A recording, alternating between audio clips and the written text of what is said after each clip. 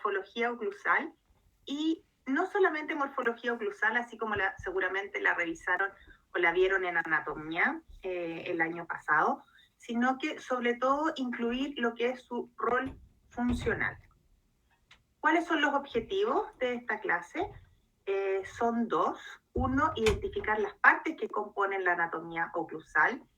Y segundo, reconocer el rol funcional de las distintas partes que comprenden esta morfología, ¿cierto? Como parte integrante de este sistema estomatognático del cual hemos venido conversando durante este semestre. Quise partir hablando de lo que son los grupos funcionales. Estos grupos funcionales son aquellos que conocemos desde el colegio, ¿cierto? Tuvimos interés en biología. Supimos, ¿cierto?, que cada pieza dentaria o cada grupo de piezas dentarias tenía un rol dentro de esta boca. Estaba el grupo de los incisivos, que eran para cortar, ¿cierto?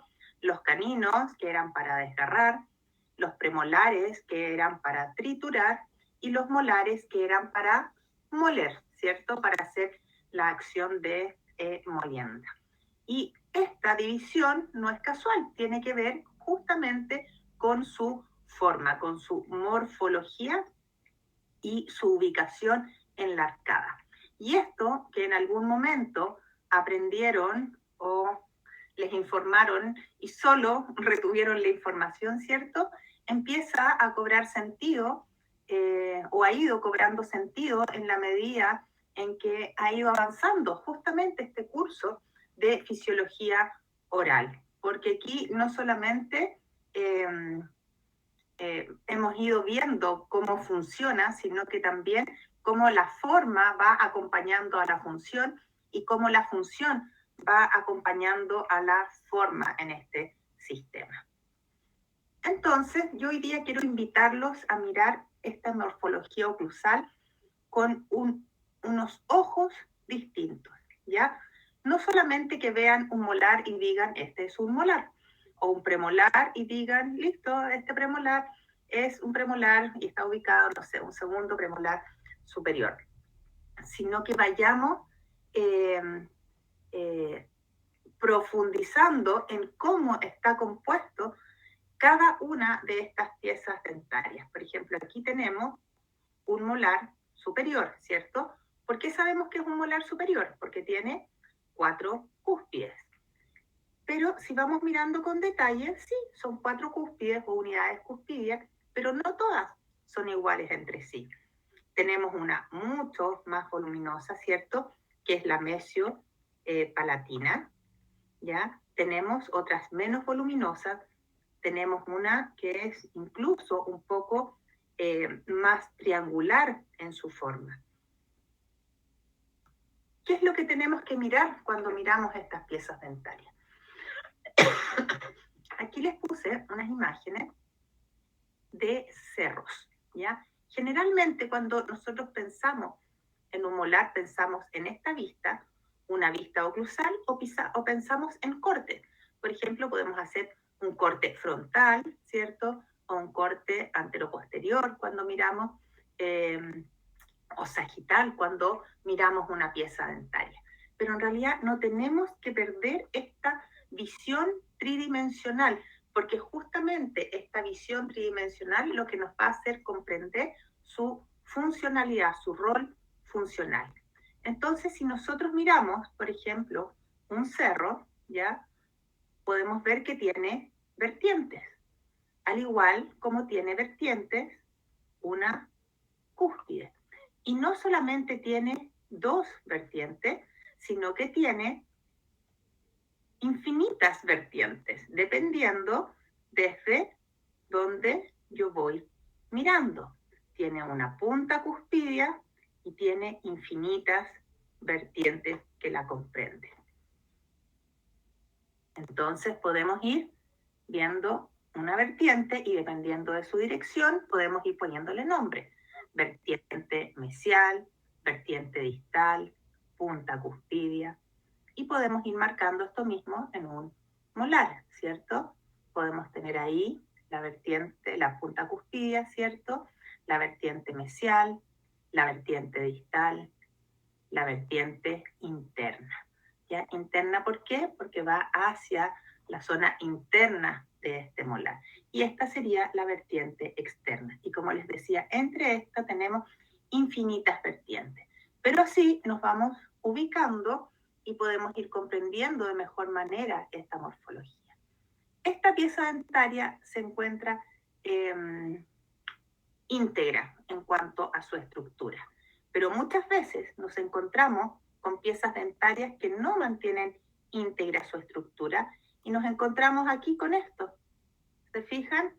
Piezas dentarias que han sido atricionadas, ya se ha ido perdiendo tejido duro dentario generalmente por una mezcla de condiciones, muchas veces condiciones de acidez, condiciones de frotamiento, ¿cierto? O atrición entre piezas antagonistas que hacen que ocurra parecido a lo que ocurrió aquí, en un cerro, que fue simplemente cortado. Pero nosotros, cuando tenemos parte de esta vertiente, somos capaces de poder reconstruirla, porque tenemos por lo menos la base, desde donde, al igual que una pieza dentaria, también podemos reconstruirla, apoyándonos justamente de lo que queda en su base, ¿ya? Y podemos proyectar cuál sería esta forma, ¿cierto? Original, porque no es lo levante esta punta cuspidia hasta acá, a que yo la levante siguiendo el contorno dado por la naturaleza o por lo que estas piezas me refieren. ¿Ya? Pero aquí, en el caso de las piezas dentarias posteriores, no solamente tengo de referencia lo que queda de remanente de ella, sino que también tengo de referencia las otras piezas que acompañan a esta en su función, las cuales me van a servir de guía para yo poder reconstruir en el caso de que se haya perdido esta morfología oclusal. Esta imagen de aquí también está, perdón, ahí. Esta imagen de acá está también para que puedan mirar. Cuando miramos una pieza dentaria, miramos desde la parte más alta y podemos ver aquí infinitas vertientes, infinitas formas, elevaciones de todo tipo y como una se continúa con otra, como una se continúa con otra, ¿ya? Y podemos hacer esto, reconstruir en base a lo que queda y reconstruir, por ejemplo, esta también en base a lo que queda, pero en el caso de los molares tenemos la gran ventaja de que tenemos las otras piezas vecinas también que nos acompañan, ¿cierto?, en esta eventual reconstrucción, que nos van de alguna forma marcando cómo podemos reconstruirla, no solamente en base a llegar y agregar aquí un material que permita darle altura, sino que también basado en lo que esta boca va haciendo en su función. Ya vamos a ver en qué consiste eso. Entonces, a modo de recordatorio, ¿qué elementos componen una pieza dentaria? Una pieza dentaria está compuesta básicamente por elevaciones y por depresiones. Las elevaciones son aquellas partes más altas de esa pieza dentaria y las depresiones las partes más bajas de esa pieza dentaria. Las elevaciones tenemos puntas cuspidias y rodetes, que tienen distintos nombres, vamos a ir revisándolo. Cuando miramos una pieza dentaria, es importante tener claro qué parte corresponde a mesial, qué parte corresponde a distal, qué parte corresponde a vestibular y qué parte corresponde a lingual. Además de tener claro, ¿cierto?, cuáles son las características de cada una de esas piezas dentarias enlarcadas. O sea, si yo miro este molar, tengo que saber que es un primer molar inferior, ¿cierto? Y si esto es mesial, ya obviamente va a ser distal y que estas tres cúspides están ubicadas por vestibular y estas dos cúspides ubicadas por lingual, ¿ya? Eso es importante, hay que saberlo para después poder justamente reconstruirla. En cuanto a las depresiones también están compuestas por fosas, ¿ya? Que son las partes más profundas, y por surcos, que ya vamos a ver. Hay surcos principales y surcos secundarios. Cuando miramos una elevación, debemos considerar cada una de estas elevaciones como una unidad morfofuncional oclusal. Es decir, cada unidad cuspidia corresponde a esta unidad morfofuncional en esta cara oclusal.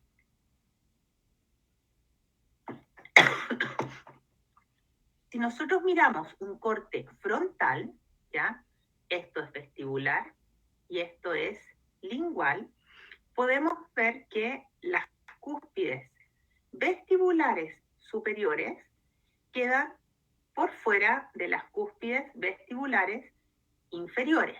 ¿Ya? Ese es el entrecruzamiento esperable o normal de ambas arcadas. Ya vimos anteriormente en las clases de examen funcional que hay veces que las cúspides, que las piezas inferiores quedan por fuera de las piezas superiores, ¿ya? Y eso le llamamos mordida cruzada, pero este es el entrecruzamiento normal. A las cúspides que quedan hacia vestibular, las superiores, y hacia lingual, las inferiores, las llamamos cúspides de... Y las cúspides, que son las linguales superiores y las vestibulares inferiores, las llamamos cúspides de soporte. ¿Soporte por qué? Porque son estas, a través de este contacto principalmente, las que soportan o mantienen la dimensión vertical. La dimensión vertical, ¿cierto? Esta altura del tercio inferior, ¿cierto? Del rostro, en que tuvimos ya largamente clases en relación a ello. Esta dimensión vertical, ya esta altura, está dada justamente por los contactos entre estas cúspides de soporte en las piezas posteriores. La dimensión vertical no está dada por el contacto de las piezas anteriores, por las piezas posteriores. Entonces, esto es algo que hay que aprender. ¿Cuáles son las cúspides de corte? Ustedes deben decir las vestibulares superiores y las linguales inferiores. ¿Cuáles son las cúspides de soporte? Las linguales superiores y las vestibulares inferiores.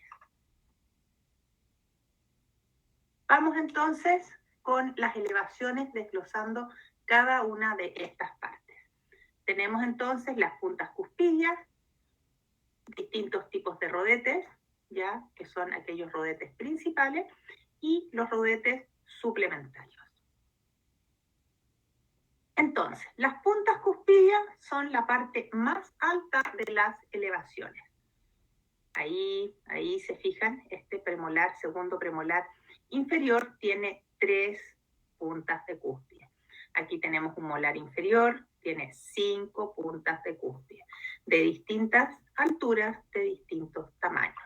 En el caso de las piezas mandibulares, las cúspides vestibulares en general son más altas que las cúspides linguales, es decir, tienen una inclinación desde vestibular hacia lingual, en ese sentido, ¿ya?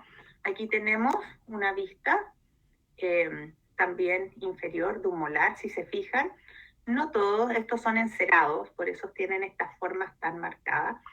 Todas las piezas en la anatomía tienen formas, ¿cierto?, distintas, a pesar de que todas tienen 5 cúspides, en el caso de un molar, primer molar inferior, ¿ya? Esta imagen de acá corresponde a un encerado en las cuales está marcado en color amarillo la punta de cúspide. Es importante aquí, voy a retroceder una, la punta de cúspide, a pesar de ser la parte más alta de la de la unidad cuspidia, ¿ya? La punta de cúspide nunca contacta en el fondo de la fosa antagonista. Se dirige hacia la fosa, ¿ya? Pero no la contacta. Eso es muy importante. ¿Qué parte de la morfología de esta unidad cuspide es la que contacta? Ya contacta en sus vertientes. Eso es importante tenerlo en consideración. Entonces, esta punta cuspidia, ya, a pesar de que no es la parte más alta, no va a contactar contra la fosa antagonista. Entonces, si este es un molar inferior y este es un primer molar superior, estas unidades cuspidias van a ir dirigidas hacia esta fosa, algunas dirigidas hacia zonas de rodetes marginales, y van a contactar en las vertientes, no en el fondo de la fosa. Y eso es muy importante. ¿Queda claro ese concepto? Si es que alguno puede encender su micrófono, porque no tengo desde aquí visión del chat. Por favor, les pido ayuda con eso.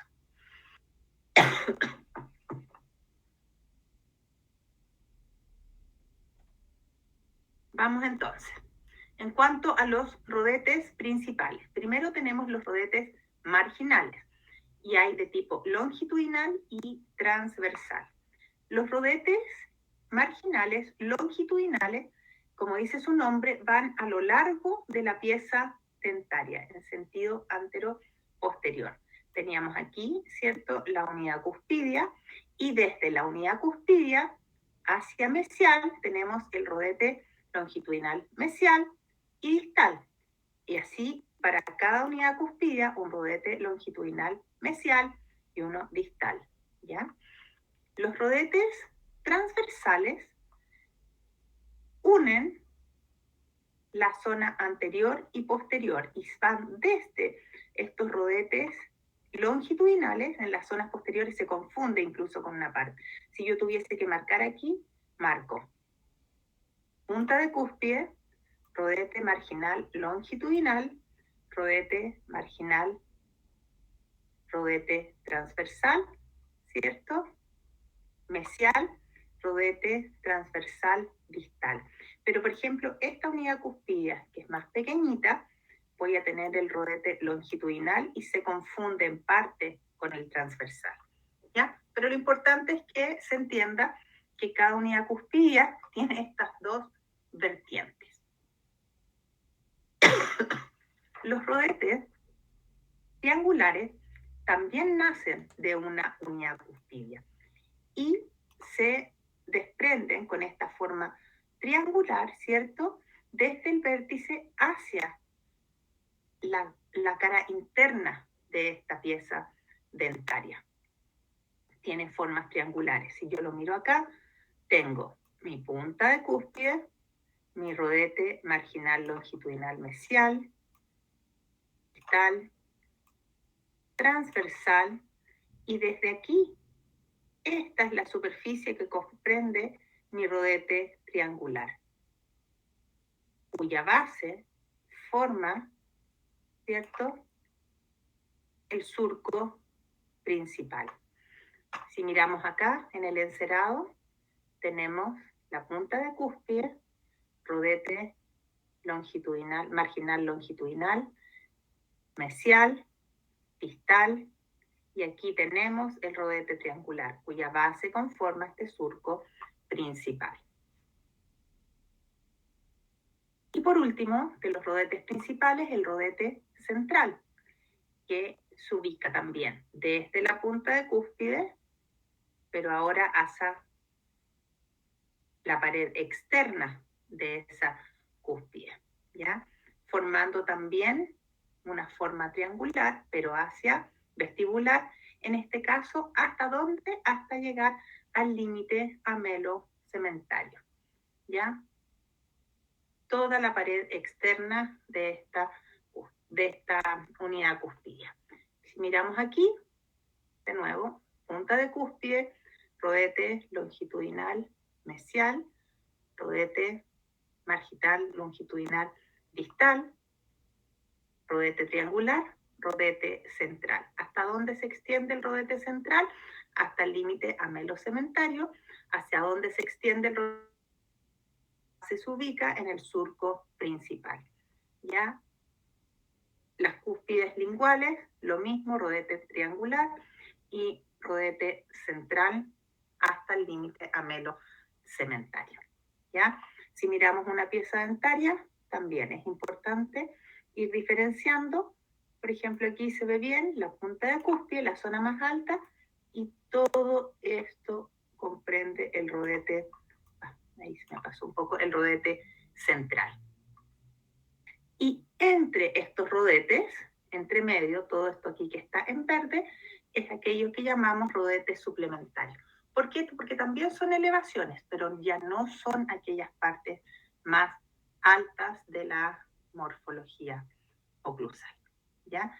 Entonces, si es que la parte más alta de la morfología oclusal es la punta de cúspide y lo que va siguiendo en altura son estos rodetes, y estos rodetes son justamente los que conforman estas vertientes que veníamos hablando.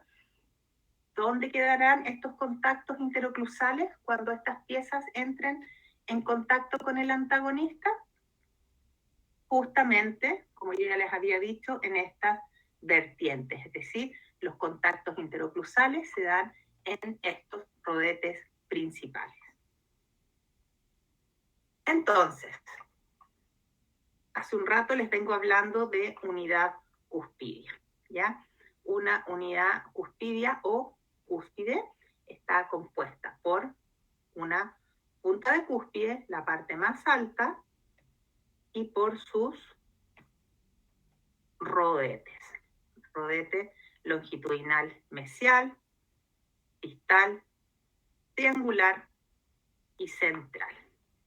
Eso es una unidad cuspidia o cúspide. Y podemos ir diferenciándolas, ¿cierto? Una de otra, y podemos ir diferenciando también en cuanto a su forma. Por ejemplo, esta es la cúspide distolingual del segundo premolar inferior, que es así, pequeñita, pero tiene punta de cúspide, rodetes marginales, rodetes triangulares, ¿ya? Y rodete central. En todas podemos reconocer las mismas partes. Eso era en cuanto a elevaciones. Veamos ahora qué ocurre con las depresiones. Las depresiones son elementos de conexión entre cada una de estas unidades cuspidias. Y podemos diferenciar fosas principales y fosas secundarias. ¿Ya? Si miramos aquí, tenemos fosas principales, así como tenemos fosas más pequeñitas secundarias. Y en cuanto a surco, tenemos un surco principal que corre longitudinalmente en la pieza dentaria, y tenemos surcos secundarios, que son aquellos que nos permiten principalmente dividir estas unidades cuspidias. Tenemos entonces aquí, en esta cara oclusal de este molar inferior, ¿cierto? Fosas principales, tenemos fosas secundarias, ¿ya? Tenemos surco principal y tenemos surcos secundarios. ¿Ya? Es importante. ¿Por qué son importantes los surcos? ¿Y por qué los consideramos estos elementos de conexión?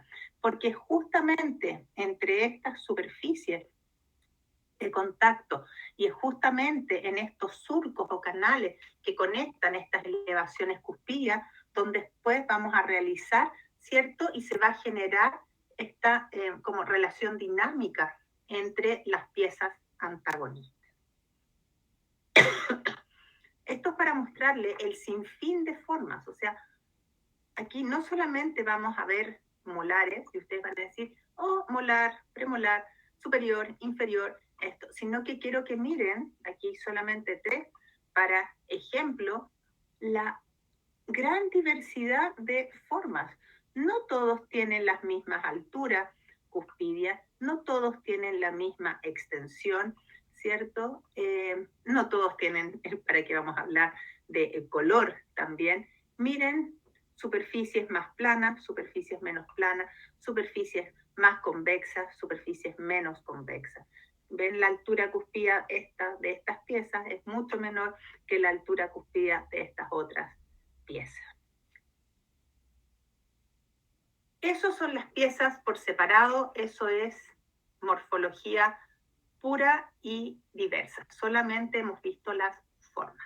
Pero estas piezas dentarias, ya lo hemos conversado, se relacionan entre sí. Y se relacionan a través de lo que llamamos oclusión dentaria. ¿Ya? Entonces, esto lo habíamos visto, esta es la definición del libro del doctor Mans y el doctor Biotti, ¿ya? Que dice que corresponde la oclusión dentaria a aquellas relaciones de contacto, tanto estáticas como dinámicas, entre las arcadas dentarias superiores e inferiores y que deben mantener una interrelación morfológica y funcional, es decir, de forma y función de los dientes con sus tejidos de soporte, tanto con respecto a las articulaciones temporomandibulares como con la neuromusculatura y la unidad craneofacial. ¿Ya? Entonces, no solamente la oclusión dentaria es contacto entre piezas dentarias, sino que sobre todo comprende esta importante interrelación de forma y función, no solamente entre ellas y su tejido de soporte, periodonto, ¿cierto? Sino que también con las articulaciones, con la neuromusculatura y con la unidad craneofacial en general. Y esto hace que podamos observar, ¿ya? Y observar una gran infinidad de relaciones oclusales, que es lo que vamos a ir desarrollando ahora, ¿ya? Entonces, las relaciones de contacto estáticas las conocemos como contactos dentarios, ¿ya? Y tienen que ver con este concepto que se denomina posiciones oclusales céntricas. ¿Por qué céntricas? Porque las ubicamos en lo que denominamos área céntrica. ¿Cuáles son estos contactos dentarios céntricos? Son aquellos contactos en máxima intercuspidación y aquellos contactos en posición recluida de contacto. Si nosotros miráramos un ejemplo ideal de contactos interoclusales, veríamos algo más o menos así. Aquí quiero destacar una de estas imágenes, ¿ya? Generalmente van a escuchar por ahí que las piezas dentarias tienen contactos de tipo tripoidal, ¿ya? Tripoidal, ¿por qué? Porque los tres puntos es lo mínimo que se necesita para poder tener estabilidad en algo. 2 puntos bascula en algún sentido, 3 puntos logra estabilidad. Y estos 3 contactos están dados por la cúspide antagonista que va dirigida, ¿cierto? Esta es una arcada maxilar, es decir, sería la cúspide vestibular inferior que va dirigida en esa dirección y en esta disposición tridimensional contacta en sus vertientes. La cúspide se dirige hacia la fosa, pero contacta en las vertientes, como la imagen que les mostré hace un ratito. Estas posiciones oclusales céntricas, ¿ya? Las encontramos en el cierre oclusal. Y como les decía, tenemos 2 tipos de contacto. Aquellas en posición recluida de contacto, que es guiada por las articulaciones temporomandibulares cuando se encuentran en relación céntrica. Y aquellas dadas en posición intercuspal o máxima intercuspidación, son sinónimos, ¿ya? Y son guiadas por la musculatura. Esto lo habíamos visto, pero consideré importante volver a revisarlo porque en el taller del día viernes vi que había un poco de dificultad con estos dos conceptos.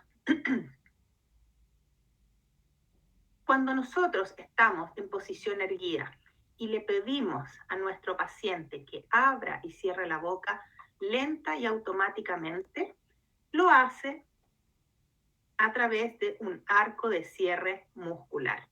Es decir, son la acción de todos estos músculos elevadores, ya los que llevan en este arco de cierre. Y este arco de cierre termina en estos contactos de máxima intercuspidación. Algunos lo llaman también la trayectoria habitual de cierre. Es decir, abre y cierre, y esta persona abre, cierre, y esta pieza lleva a esta posición intercuspal o de máxima intercuspidación. Pero existe otra, y esos son contactos en el área céntrica. Pero existe otra posición de contacto en el área céntrica, que es aquella relación de contacto cruzal cuando la mandíbula cierra en su relación céntrica articular.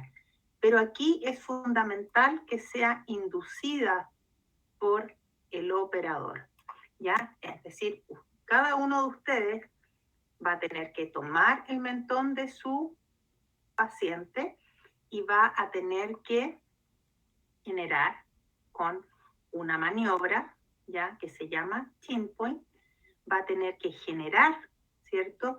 La posición, ya va a tener que facilitar la posición de este cóndilo en su cavidad articular, en su posición más anterior y superior, no forzada, coincidente con este eje de bisagra posterior.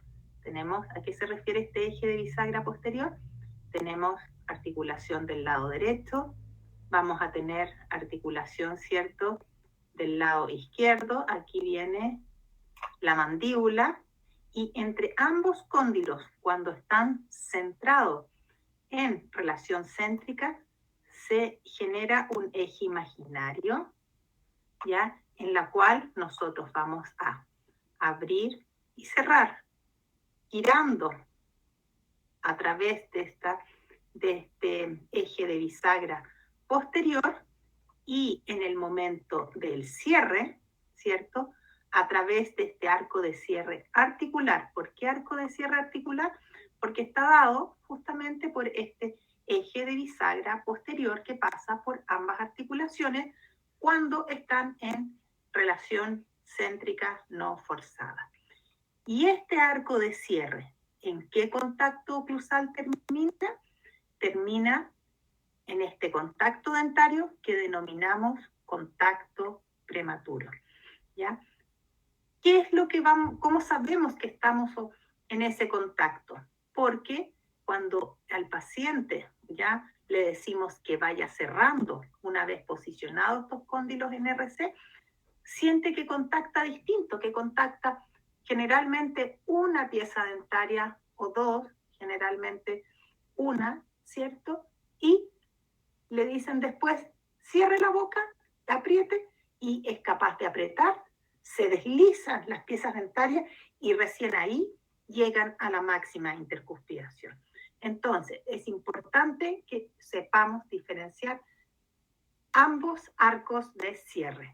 El arco de cierre muscular, que es guiado por la neuromusculatura y que termina en máxima intercuspidación, y el arco de cierre articular, que termina en este contacto prematuro.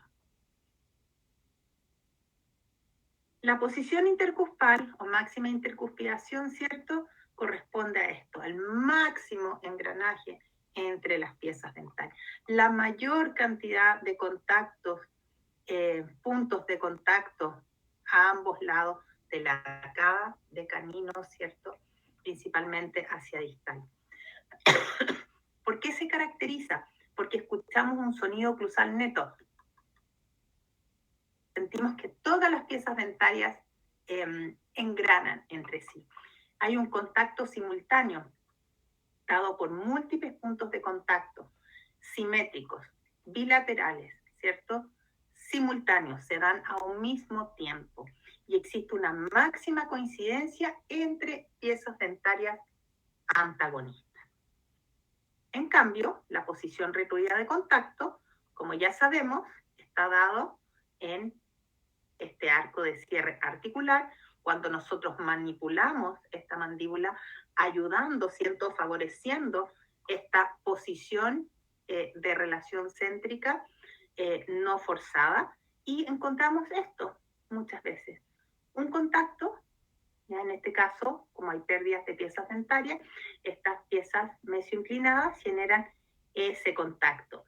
Ese es el contacto, y cuando le decimos apriete, se fijan, hay un contacto, hay ausencia de contacto en las otras piezas dentarias, le decimos apriete, y estas piezas, aquí, se produce un deslizamiento entre esas vertientes que hacen que esta mandíbula vaya y termine coincidiendo con los contactos habituales en su máxima intercuspidación. Aquí tenemos otro ejemplo. Arco de cierre articular, contacto prematuro, ¿cierto? O la posición se llama posición retruida de contacto, el contacto se llama contacto prematuro.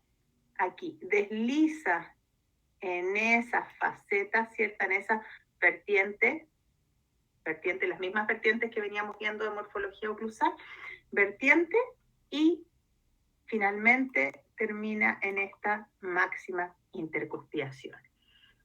Otro ejemplo acá, ya, esto es un instrumento que van a conocer el próximo año, hay de distintos tipos, y que intenta reproducir las relaciones de contacto dentario. Aquí están en posición retruida de contacto, un contacto, ausencia de contacto, hacia anterior, se desliza aquí en esa faceta y se fijan, ahí se deslizó y va hacia anterior y encontramos más puntos de contacto, máxima intercuspidación. Entonces, el contacto se llama contacto prematuro. La posición se llama posición retruida de contacto. Y ese deslizamiento que se genera para llevar a la máxima intercuspidación se llama deslizamiento en céntrica. Y este deslizamiento en céntrica tiene un componente superior, un componente anterior, ¿cierto? Y algunas veces un componente lateral también. Y eso se puede analizar y cuantificar. Entonces, nuevamente, tenemos aquí nuestro ya conocido poliedro de Possel, manipulación mandibular, centramos la articulación, ¿cierto?, en su relación céntrica no forzada, es solo inducida por el operador. Inducida no es sinónimo de forzada ya por el operador, no es una maniobra forzada, es una maniobra suave, ¿ya? Suave, armónica, ¿cierto?, con los componentes del sistema. Tomamos aquí el mentón con el dedo índice en la base, el pulgar ahí en la parte más prominente del mentón. Aquí tenemos otra imagen y generamos un arco de cierre cortito y vamos induciendo, ¿cierto?, esa posición articular. Y una vez que hemos inducido ese posicionamiento articular, ya vamos cerrando la boca y nos vamos a encontrar con este contacto prematuro que habíamos venido observando. Otra imagen de lo mismo. Inducido por el operador, ¿cierto? Dedos aquí apoyados en el mentón. Vamos haciendo arcos de apertura y cierre e inducimos para que estos cóndilos, ¿cierto?, se centren en su relación céntrica, en ese arco de cierre articular, encontramos este contacto prematuro. Este contacto prematuro, como es una posición articularmente estable, pero oclusalmente inestable, tenemos ausencia de contactos en el resto de las piezas dentarias, ¿ya?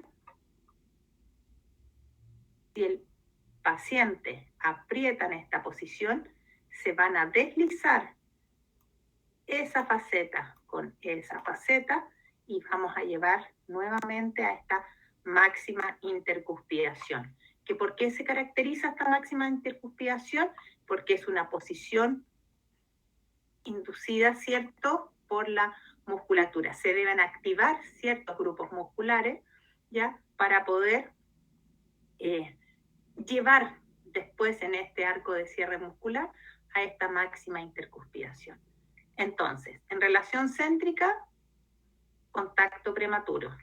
Deslizamiento en céntrica es lo que ocurre entre esas facetas retrusivas para llevar a la máxima intercuspidación, ¿ya?, que es una posición guiada por la neuromusculatura. Entonces, estábamos en nuestros contactos interoclusales en MIC. ¿Qué ocurre en estos contactos interoclusales en MIC? Tenemos este arco de cierre muscular que nos lleva a esta máxima intercuspidación y nos encontramos con esto. Toda una intercuspidación, ¿cierto? Y una máxima coincidencia entre las piezas dentarias. Y nos encontramos, como ya lo habíamos visto, con un sinfín de contactos interoclusales. Estos contactos interoclusales tienen nombres y los podemos analizar en un plano sagital y en un plano frontal. No es que sean distintos contactos, son los mismos, son los que los observamos en estos distintos planos. Y estos contactos también tienen un rol funcional. Esto es una vista sagital, ¿ya? Esto es mesial y esto es distal. Por lo tanto, el arco de cierre viene como indica aquí la flecha. Piezas mandibulares, piezas maxilares, y viene aquí nuestro arco de cierre. Nuestro arco de cierre vamos a observar que existen contactos que van a ser paradores y contactos que son equilibradores. Los contactos paradores se llaman así porque son paradores del cierre oclusal o también conocidos como stopper. ¿Cuáles son estos contactos paradores?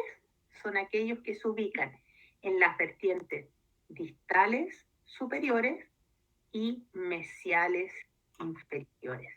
Aquí viene el cierre. Estos aquí, esos son los contactos que detienen mi cierre oclusal. Detienen mi cierre oclusal. Detienen mi cierre oclusal. Y una vez que detuvieron mi cierre oclusal, empieza el rol de los contactos equilibradores, que son también, juegan un rol estabilizador en el sentido antero-posterior de esta arcada y también son conocidos como equalizer. Y están ubicados en las vertientes distales superiores y, mesiales superiores y distales inferiores. Entonces, viene aquí el arco de cierre, frenan acá y después son detenidos, estabilizados en sentido antero-posterior por estos equalizer que están acá atrás, ¿ya? Entonces, aquí están marcados en ese sentido, pero yo puedo ir a mirar estas arcadas y puedo observar. Si este es un contacto, esa es una unidad cuspidia, ¿cierto? Esta es la vertiente mesial y esa es una vertiente distal, ¿ya? Por lo tanto, si es una vertiente distal superior, ¿ya? Aquí abajo de repente es más fácil mirarlo, ¿ya? Centrémonos en esta cúspide de este primer molar inferior. Ya tenemos aquí una unidad cuspidia, esa es la vertiente mesial y esa es la vertiente distal, ¿ya? Esa vertiente mesial inferior va a ser la que durante el cierre se va a enfrentar con esta vertiente distal superior, por lo tanto va a ser parador. Y esta vertiente distal inferior se va a relacionar con esa vertiente mesial superior y va a ser equilibrador. ¿Ya? Esto siempre en un plano sagital. Yo sé que esto parece como trabalengua y que hay que mirarlo, pero esto hay que darse el tiempo de ir analizando. Es totalmente lógico, no es algo que tengan que aprender de memoria, sino que una vez que lo hayan entendido va a cobrar sentido. Eso en el plano sagital. Ahora veamos qué es lo que ocurre en el plano frontal. En el plano frontal tenemos aquí vestibular, palatino, pieza superior o maxilar, inferior o mandibular. Tenemos aquí nuestra cúspide de soporte inferior y nuestra cúspide de soporte superior. Aquí tenemos la unidad de cuspidia dirigida hacia el fondo de la fosa sin contactar, punta de cúspide dirigida hacia el fondo de la fosa sin contactar contactos en las vertientes. Y en esta vista de vestibular hacia palatino ubicamos los contactos que denominamos A, B y C. Los contactos A se producen entre la cúspide de corte superior y la cúspide de soporte inferior. Los contactos B, que yo les había dicho que estos eran los más importantes en la arcada, se producen entre ambas cúspides de soporte, es decir, palatina superior y vestibular inferior. Y los contactos C se producen entre la cúspide de soporte superior y de corte inferior. ¿Ya? Esa es la forma más general de denominarlas. ¿Ya? Yo puedo poner más detalle en la descripción de esto.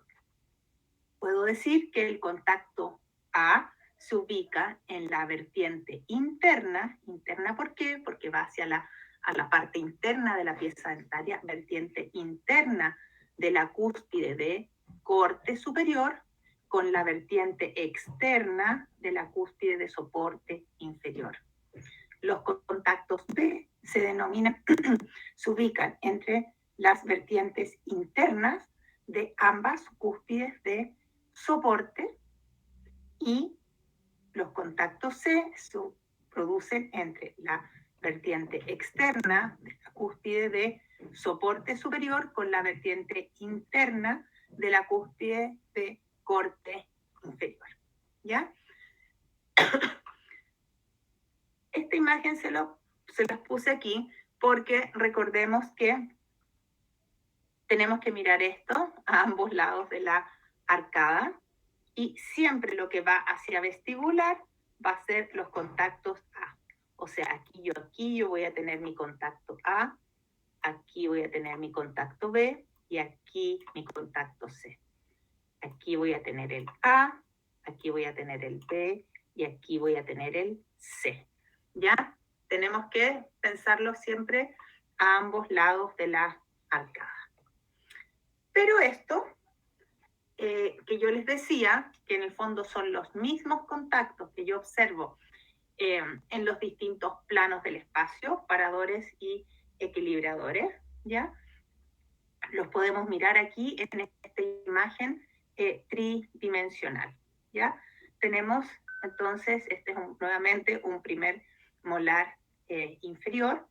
Estas son las cúspides vestibulares, estas son las cúspides linguales. Estas son las cúspides de soporte inferior, estas son las cúspides de corte inferior.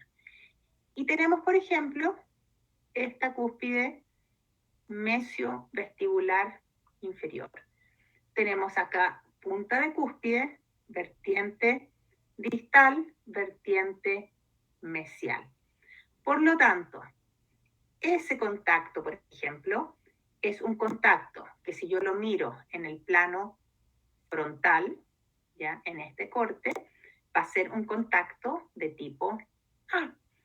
Y como está ubicado en la vertiente mesial, va a ser un contacto parador. En cambio, este otro, que está hacia la vertiente distal, también va a ser un contacto A, pero va a ser un contacto A equilibrador. Los que están en esta vertiente interna de la cúspide de soporte son los contactos de tipo B, ¿ya? Y si está hacia mesial es un B parador, si está hacia distal es un B equilibrador, ¿ya? Y lo mismo ocurre con los contactos de tipo C, que están en esta vertiente interna, ¿cierto? De la cúspide de corte, ¿ya? Los que van hacia la vertiente distal, equilibradores, mesial, paradores. Y aquí, por ejemplo, tenemos estos tres contactos, que yo les decía, estos contactos tricoidales. Entonces, aquí es donde venía esta cúspide antagonista, ¿cierto? En cuya vertiente se van generando estos contactos, como lo veíamos en esta imagen. Esta es la cúspide que va dirigida hacia la fosa antagonista y se generan aquí estos contactos tricoidales, ¿ya? Y nosotros debiésemos ser capaces de mirar nuestros contactos oclusales de nuestros pacientes, una vez que los hemos marcado, ¿cierto?, con papel o con cinta articular, y poder ver, ¿tiene o no tiene contactos de tipo B? Todos estos que tenemos aquí en esta franja, en este molar, si las piezas están correctamente relacionadas en un plano frontal, van a ser contactos B. Todos estos que están acá van a ser contactos A, y esta va a ser mi franja de los contactos C, ¿ya? Y en el plano frontal, en el plano sagital antero-posterior, todos aquellos que estén en las vertientes hacia mesial van a ser paradores y hacia distal van a ser equilibradores.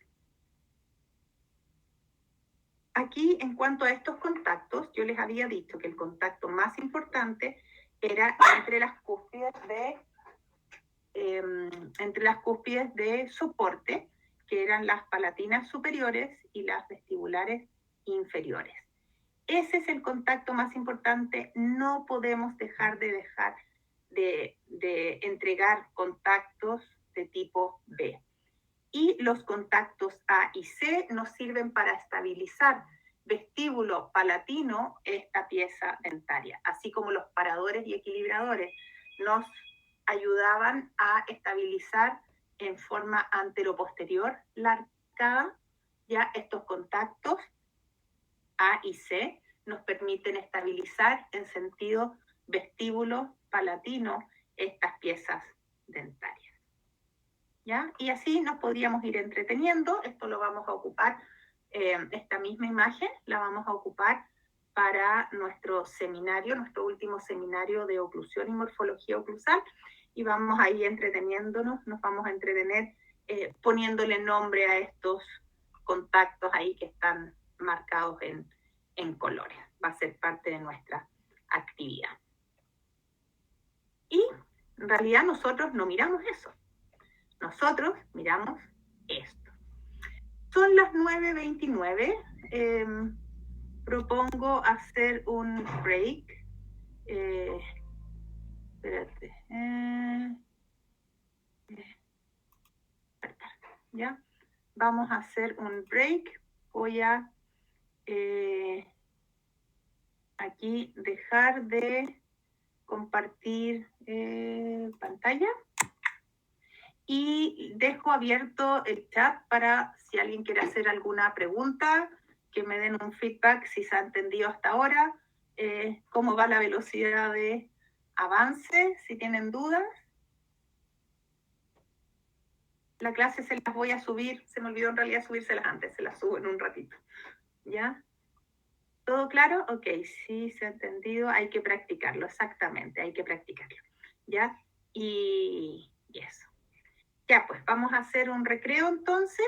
de 10 minutos, por si se quieren ir a preparar un té y despejarnos para continuar con lo que viene. Si es que tienen alguna duda de esto, si necesitan que les vaya reforzando alguno de los aspectos de los contactos, me avisan y lo volvemos a revisar antes de continuar. ¿Ya? Nos encontramos entonces 9:40.